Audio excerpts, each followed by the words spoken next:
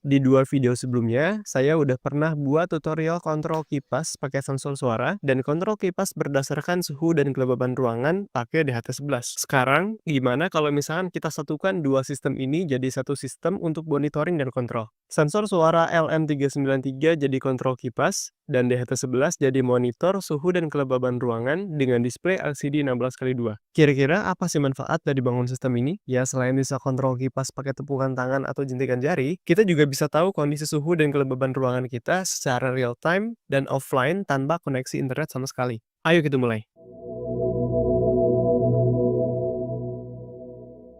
Ini adalah bahan-bahan yang diperlukan untuk membangun sistemnya. Di sini juga tersedia skema wiring dan penjelasannya. Oke, mari kita rangkai. Pertama, kita pasang dulu DHT11 ke breadboard dan hubungkan pin negatif ke arus negatif, pin out ke D6, dan pin positif ke arus positif. Lalu sensor suara LM393 kita pasangkan ke breadboard dan hubungkan pin positif ke arus positif, pin out ke D7, dan pin negatif ke arus negatif.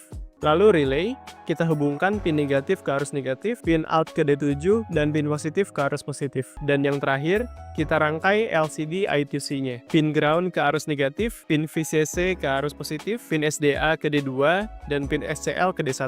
Setelah semua terangkai dengan benar, kita hubungkan WMOS ke PC via kabel USB. Oke, kita masuk ke kode. Kita masuk ke board selection dan pilih WMOS D1 mini, juga pilih port yang tersedia dan klik OK. Secara garis besar, cara kerja dari kode program ini terbagi dua, yaitu kontrol kipas dengan sensor suara dan monitoring suhu dan kelembaban ruangan pakai DHT11 dengan display LCD I2C lengkap dengan status ruangannya. Oke, proses uploading selesai, dan ini hasilnya. Sekarang, kita langsung konfigurasikan device ke kipas anginnya. Oke, pertama-tama kita cabut dulu colokan kipas dari listrik, agar kita tidak kesetrum listrik AC. Lalu selanjutnya, kita tempelkan device ke dinding seperti ini. Sekarang, kita hubungkan relay ke kabel negatif kipas angin. Kabel negatif yang di bawah, kita hubungkan ke NO relay. Kabel negatif yang di atas, kita hubungkan ke COM relay. Seperti ini. Setelah terpasang dengan baik, kita hubungkan charger 5V ke WMOS via USB sebagai sumber daya. Oke, sistemnya sudah aktif dan kita uji coba dulu.